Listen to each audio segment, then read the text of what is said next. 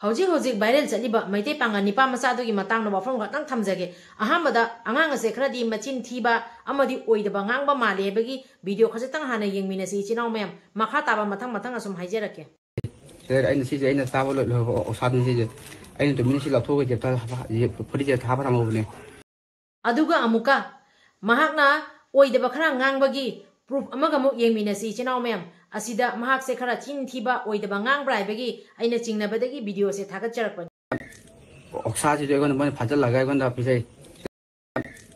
ओक्साजी जोगन मन फाजल लगाय गन्दा पिसै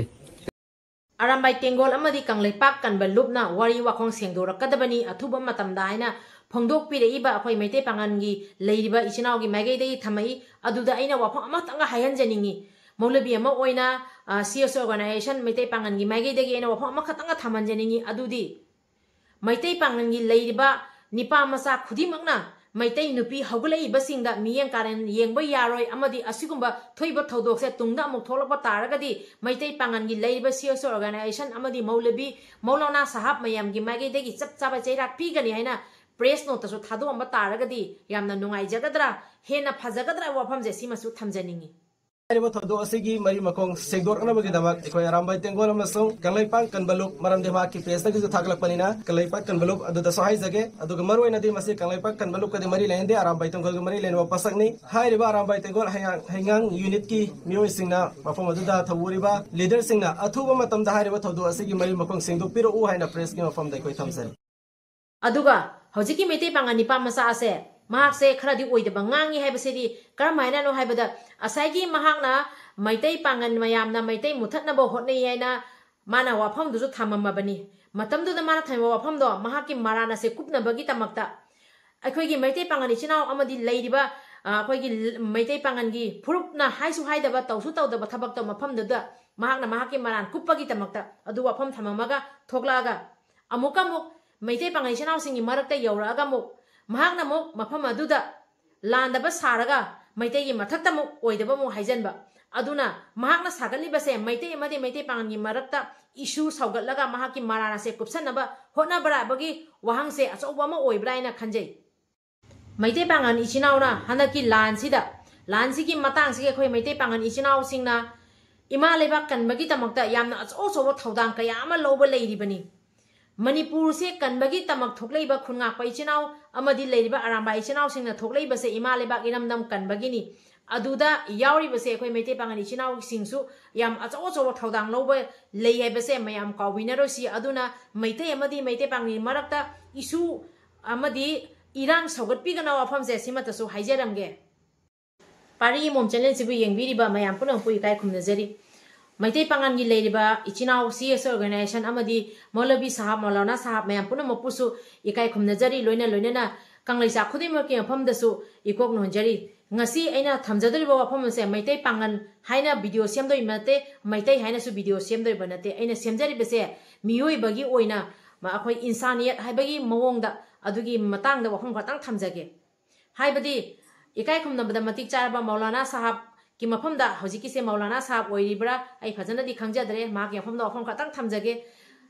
हाइरिबा मैते पांगनि पा मचा असे चुम्मिरा लालिब्रा मागसे अचुम्बरा नत्रगा मागसे अरानब्रा से हजिक फाबा आइसु खंगद्री अखोई मौलाना साहब नसु खंगद्री लैरिबा मैते पांगनि सिनाव मयामसु खंगद्री मैते नसु खंगद्री तौतबु हाइरिंगी बदी निपा मचा दुब खकी महाक्तगी वा खक तारगा महागसिना चुम्मेना वफम से असि थंबसे खजितंग नुंगाइजदे अदुगा अमुकमुक अरामबाई टेंगोल की लेरिबा लुसिंग पुरेन कोरोंगान चुमीब्रा लालिब्रा इसिसु होजिक चपचाबा खंबा लैत्रि अदुना हेक्ता अंगांगदुना हाइरे मैते पांगा निपा मचा होजिकी निपा मचा दुना हाइरेना मैते की लेरिबा लुचिंगबा कोरोंगान बगी मथक्ता हेक्ता खुदोमी थांगतपसिसु खजितंग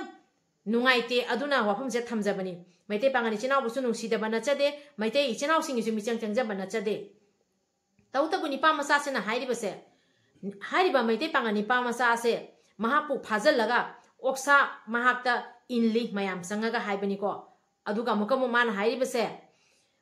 महाक्ना ओक्सा मतुम म हुरालगा पुरेना अदु ओक्सा मतुम से उतलिबने बा मयाम इचिनाव मयाम खजितंग खंदमिनसी मैते पांगनि इचिनाव सु खंदमिनसी लेरिबा कंगलैचागी इचिनाव खुदिमकसु खंदमिनसी करम हाइना निपा मचा दुना ओक्सा मतुम दो पुरक्तोरिबना मयामना फाजलगा मखुत मसा फाजलगा महापु ओक्से नंफु हाबुद पिजबने अदु एगेदी करम हाइना माना महाकी मयादगी मखुtsiना ओक मतुमदो पुथोरक्तोइबनो नत्रगा मयामदुना पुरैबा प्लेटुगेगी महाकी मखुतुना लामगा करम हाइना ओक्सा मतुमदो पुरक्तोरिबनबा सोमदनि माना हाइरिबसे निपा मसा मितै पांगा निपा मसादुगी वारीगी मतुंगिना महाक्सिगो फाजलगा ओक्सा मतुमसे पिजेयना हाइबनेबको इसिनाव मयाम अदुना हाइजगदबदी अचुमरान से आना फजना थिमिनगिसी अमना अमदो हुनरोइसी अमना अमदो साउनरोइसी अखोय इसिनाव ने बसे काउनरोइसी मैतै पांगनगा मैतै गसे अखोय इसिनाव ने हौमिनरकपनी येलहौमिनी इसिनाव ने लेमिनरई बसे असुमाइना लेमिनसी आंगांग अमनी खक थोगलागा लम्मी हेनबा अमदी मखोयना लालुबदगी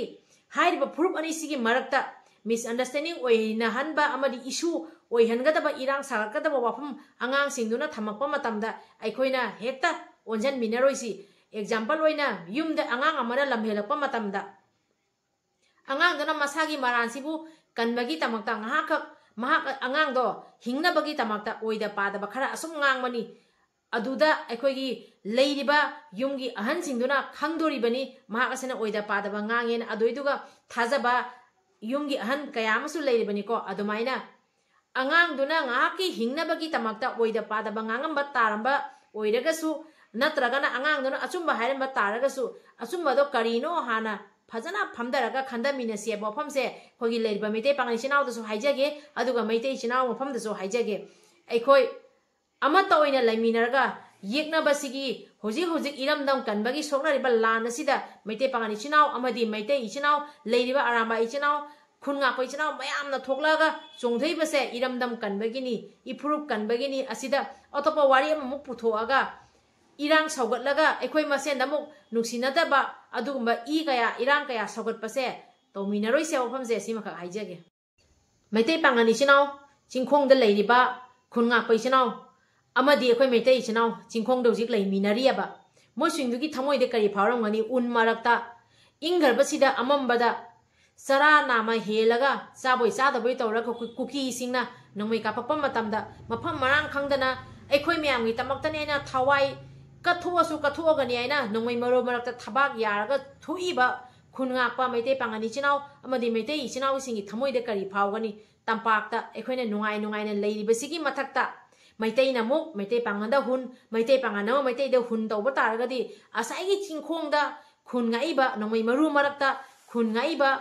मैतै पांगनि चिनाव अमदि मैतै चिनाव सिंगना नु अखोय म्यामगी तमक्ता लेरिबदो मोइ थमोइदे करि फावगनी अखोय खजितंग खंदामिनसी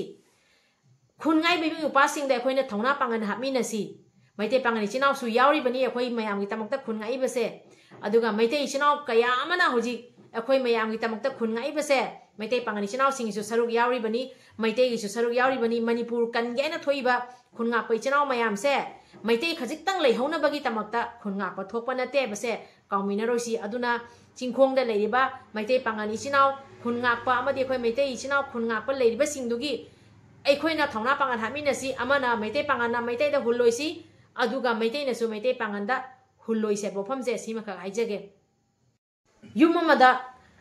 मची मनाव खनाबा चैनाबा थोक्तबा लेबा नते अदु तंजादुगा मयामदुनसु मनावदा फुबा चैबा तौदबा नते अदुगा मनावदुनसु मयामदुगा वारौदबा तौदबसु नते तौतबु हंदरपदा सावबा फबगी तुंगदा इचिनावनी इबुंगनी युपानी इनावनी इयामने खल्लगा अमुकम अपुन मोने लेमिनरगा नुंसी चानाना अमुक लेमिनै अमना अमगी मतेंग तौमिनै अमना वारपा मतमदा अमना चोंगजली अमना वारपा मतमदा अमना मतेंग तौरी अदुमाइना अखोय हुजी हुजी सावनरिबा मैतै पांगन इनाव अमगी मथक्ता असुमाइना करी कइनो तौरेने हाइबसे चुमम्बा जाय लालम्बा जाय अमना चुमम्बगसु अमना लालम्बगसु लेमिनरगा फमिनरगा करी हाइना करम्बा लंबीदा पुरागा अपुन मोइना लेमिननेबसे ओजा मयाम तानबिरगा अयिंगबा लंबीदा शांतिदा पुमिनरक्से वफमसे सिमसु सिमा खक्तांग हाइजरमगे नंगसी वीडियो जे सेमजबनी लेरिबा इकायखमदा मतिक चारबा अखोयगी मैतै पांगनि चिनाव अमदि अखोय लेरिबा इरेसा मैतै चिनाव मयाम पुनगे फमदा पारिमोम चैनल नंगसी थमजरिबा वफमसे अखोय अपुन मोइना लेमिनरगा नुसी चानना लेमिनसे हैना वफमसे मतंग हाइजगेना वीडियो से सेमजबनी चिनाव मयाम पारिमोम चैनल नंगसी थमजरिबा वफम असिदा असोयरान यावखिबा कया लेरगसु ngakpi waina yengbiriba mayam punoke famda parimom channel la ikok nonjari kanglei pakna yai phare ibudo pakhang mana yai phare aroi bada wafam ama khatanga thamjaramge leiriba maitei pangani sina khudima ke famda wafam motang akhoi gi maigei dagi haijaramge adudi Meitei ꯄꯥꯡꯒꯟꯒꯤ ꯂꯩꯔꯤꯕ ꯏꯆꯤꯟꯅꯥꯎ ꯈꯨꯗꯤꯡꯃꯛꯇ ꯃꯩꯇꯩꯒꯤ ꯃꯥꯏꯀꯩꯗꯒꯤ ꯅꯨꯡꯁꯤꯗꯕ ꯑꯃꯗꯤ ꯃꯩꯇꯩꯒꯤ ꯃꯥꯏꯀꯩꯗꯒꯤ ꯃꯈꯣꯏꯕꯨ ꯁꯥꯎꯅꯤꯡꯕ ꯋꯥꯔꯧꯕ ꯑꯗꯨꯒꯨꯝꯕ ꯑꯩꯈꯣꯏꯒꯤ ꯊꯃꯣꯏꯗ ꯂꯩꯈꯤꯕꯁꯨ ꯂꯩꯇꯦ ꯂꯩꯁꯨ ꯂꯩꯔꯣꯏ ꯑꯩꯈꯣꯏ ꯃꯩꯇꯩꯒꯤ ꯃꯌꯥꯝꯅ ꯃꯩꯇꯩ ꯄꯥꯡꯒꯟ ꯏꯆꯤꯟꯅꯥꯎꯁꯤꯡꯕꯨ ꯃꯇꯝ ꯈꯨꯗꯤꯡꯃꯛꯇ ꯏꯆꯤꯟꯅꯥꯎꯅꯦꯅ ꯈꯜꯂꯒ ꯂꯩꯃꯤꯟꯅꯔꯤꯕꯅꯤ ꯃꯩꯇꯩ ꯄꯥꯡꯒꯟ ꯏꯆꯤꯟꯅꯥꯎꯁꯤꯡꯒꯤ ꯃꯊꯛꯇ ꯑꯩꯈꯣꯏꯅ ꯀꯩꯗꯧꯉꯩꯗ ꯅꯝꯊꯥꯛ ꯇꯧꯈꯤꯕ ꯑꯃꯗꯤ ꯃꯤꯔꯥꯏꯕ ꯂꯩꯇꯦ ꯍꯥꯏꯕ ꯋꯥꯐꯝꯁꯦ ꯁꯤꯃꯇꯪꯁꯨ ꯍꯥꯏꯖꯔꯝꯒꯦ ꯑꯩꯈꯣꯏ ꯅꯨꯡꯁꯤꯕꯗꯒꯤ ꯑꯩꯈꯣꯏꯅ ꯃꯩꯇꯩ ꯄꯥꯡꯒꯟ ꯏꯆꯤꯟꯅꯥꯎꯁꯤꯡꯕꯨ ꯑꯩꯈꯣꯏꯒꯤ ꯅꯤꯡꯉꯣꯜꯒꯤ ꯃꯆꯥꯅꯦ ꯍꯥꯏꯅ ꯃꯈꯣꯏꯕꯨ ꯑꯩꯈꯣꯏ ꯅꯤꯡꯉꯣꯜ ꯃꯆꯥꯅꯦꯅ ꯑꯩꯈꯣꯏꯅ ꯈꯟꯖꯔꯒ ꯂꯩꯖꯔꯤꯕꯅꯤ ꯑꯗꯨꯅ ꯑꯩꯈꯣꯏꯒꯤ ꯂꯩꯔꯤꯕ ꯃꯩꯇꯩ ꯄꯥꯡꯒꯟ ꯏꯆꯤꯟꯅꯥꯎ ꯈꯨꯗꯤꯡꯃꯛꯅ ꯈꯪꯕꯤꯒꯗꯕꯗꯤ ꯃꯩꯇꯩꯅ ꯀꯩꯗꯧꯉꯩꯗ ꯃꯩꯇꯩ ꯄꯥꯡꯒꯟꯕꯨ ꯃꯤꯔꯥꯏꯈꯤꯕ ꯂꯩꯇꯦ ꯋꯥꯐꯝꯁꯦ ꯁꯤꯃ ꯈꯛꯇꯪ ꯈꯪꯕꯤꯅꯕꯒꯤꯗꯃꯛꯇ ꯆꯦꯅꯦꯜꯒꯤ ꯃꯥꯏꯀꯩꯗꯒꯤ ꯁꯤ ꯋꯥꯐꯝꯁꯦ ꯇꯪ ꯊꯝꯖꯔꯝꯒꯦꯅ ꯑꯔꯣꯏꯕꯗ ꯁꯤ ꯋꯥꯐꯝꯁꯦ ꯇꯪ ꯍꯥꯏꯖꯔꯝꯃꯅꯤ ꯃꯩꯇꯩ ꯄꯥꯡꯒꯟ ꯈꯨꯗꯤꯡꯃꯛ ꯑꯩꯈꯣꯏꯅ ꯏꯆꯤꯟꯅꯥꯎꯅꯦꯅ ꯈꯟꯖꯔꯒ ꯌꯥꯝꯅ ꯅꯨꯡꯁꯤꯅ ꯂꯩꯖꯕꯅꯤ ꯃꯩꯇꯩꯅ ꯂꯥꯜꯂꯛꯄꯗꯁꯨ ꯑꯩꯈꯣꯏ ꯃꯩꯇꯩ ꯈꯨꯗꯤꯡꯃꯛꯅ ꯑꯁꯨꯝ ꯃꯍꯥꯛꯀꯤ ꯃꯣꯏꯒꯤ ꯃꯊꯛꯇ ꯆꯞ ꯆꯥꯕ ꯆꯩꯔꯥꯛ ꯄꯤ ꯑꯁꯨꯝ ꯉꯥꯡꯉꯤ ꯑꯩꯒꯤ ꯆꯦꯅꯦꯜꯗꯁꯨ ꯃꯩꯇꯩꯅ ꯂꯥꯜꯂꯛꯄ ꯃꯇꯝꯗ ꯃꯩꯇꯩ ꯅꯨꯄꯤ ꯈꯪꯗꯦ ꯅꯤꯄꯥ ꯈꯪꯗꯦ ꯂꯥꯜꯂꯛꯄ ꯃꯇꯝꯗ ꯑꯩꯈꯣꯏꯗꯤ ꯌꯥꯅꯤꯡꯗꯕ ꯃꯇꯝꯗ ꯌꯥꯅꯤꯡꯗꯦ ꯍꯥꯏꯅ ꯑꯁꯨꯝ ꯐꯣꯡꯗꯣꯛꯄꯅꯤ ꯑꯗꯨꯅ ꯃꯩꯇꯩꯗꯁꯨ ꯑꯩꯈꯣꯏ ꯂꯥꯜꯂꯛꯄ ꯇꯧꯔꯒꯗꯤ ꯋꯥꯐꯝ ꯊꯝꯃꯤ ꯃꯩꯇꯩ ꯄꯥꯡꯒꯟ ꯏꯆꯤꯟꯅꯥꯎꯒꯤ ꯃꯐꯝꯗꯁꯨ ꯃꯈꯣꯏꯅ ꯂꯥꯜꯂꯛꯄ ꯃꯇꯝꯗ ꯑꯩꯈꯣꯏꯅꯁꯨ ꯑꯁꯨꯝ ꯋꯥꯐꯝ ꯊꯝꯈꯤꯕꯅꯤ ꯃꯔꯝ ꯍꯥꯏꯖꯕꯗꯤ ꯃꯩꯇꯩ ꯑꯃꯗꯤ ꯃꯩꯇꯩ ꯄꯥꯡꯒꯟꯒꯤ ꯃꯔꯛꯇ ꯑꯩꯈꯣꯏ ꯈꯦꯠꯅꯕ ꯊꯝꯗꯕꯗꯒꯤ ꯃꯩꯇꯩꯅ ꯂꯥꯜꯂꯁꯨ ꯑꯩꯈꯣꯏꯒꯤ ꯃꯥꯏꯀꯩꯗꯒꯤ ꯋꯥꯔꯛꯄ ꯋꯥꯇꯦꯝꯕ ꯑꯩꯈꯣꯏ ꯃꯥꯏꯀꯩꯗꯒꯤ ꯑꯁꯤꯃ ꯁꯣꯏꯔꯕ ꯍꯥꯏꯅ ꯇꯥꯛꯄꯗꯣ ꯍꯥꯏꯕꯗꯣ ꯑꯁꯨꯝ ꯇꯧꯔꯤ ꯑꯗꯨꯃꯥꯏꯅ ꯃꯩꯇꯩ ꯄꯥꯡꯒꯟꯅ ꯂꯥꯜꯂꯛꯄ ꯃꯇꯝꯁꯨ ꯑꯩꯈꯣꯏꯒꯤ ꯏꯆꯥꯅꯤ ꯏꯅꯥꯎꯅꯤ ꯏꯕꯨꯡꯅꯤ ꯏꯎꯄꯥꯅꯤ ꯈꯜꯂꯒ ꯑꯩꯈꯣꯏꯅ ꯑꯁꯤ ꯁꯣꯏꯔꯕ꯭ꯔꯥ ꯍꯥꯏꯅ ꯑꯩꯈꯣꯏ ꯋꯥꯐꯝꯁꯦ ꯊꯝꯃꯛꯄꯅꯤ ꯑꯗꯨꯒ ꯍꯥꯏꯒꯗꯕꯗꯤ ꯃꯩꯇꯩ ꯑꯃꯗꯤ ꯃꯩꯇꯩ ꯄꯥꯡꯒꯟꯒꯤ ꯃꯔꯛꯇ ꯑꯩꯈꯣꯏ ꯈꯦꯠꯅꯕ ꯊꯝꯗꯦ ꯃꯩꯇꯩ ꯄꯥꯡꯒꯟꯗꯁꯨ ꯑꯩꯈꯣꯏꯅ ꯀꯩꯗꯧꯉꯩꯗ ꯃꯤꯔꯥꯏꯈꯤꯕ ꯂꯩꯇꯦ ꯑꯩꯈꯣꯏꯅ ꯃꯇꯝ ꯈꯨꯗꯤꯡꯃꯛꯇ ꯃꯩꯇꯩ ꯄꯥꯡꯒꯟꯕꯨꯁꯨ ꯏꯆꯤꯟꯅꯥꯎꯅꯦꯅ ꯈꯜꯂꯦ ꯋꯥꯐꯝꯁꯦ ꯁꯤꯃꯇꯪ ꯍꯥꯏꯖꯔꯝꯒꯦ ꯂꯣꯏꯁꯤꯟꯖꯔꯒꯦ ꯏꯆꯤꯟꯅꯥꯎ ꯃꯌꯥꯝ ꯀꯪꯂꯩꯄꯥꯛꯅ ꯌꯥꯏꯐꯔꯦ ꯏꯕꯨꯙꯧ ꯄꯥꯈꯪꯕꯅ ꯌꯥꯏꯐꯔꯦ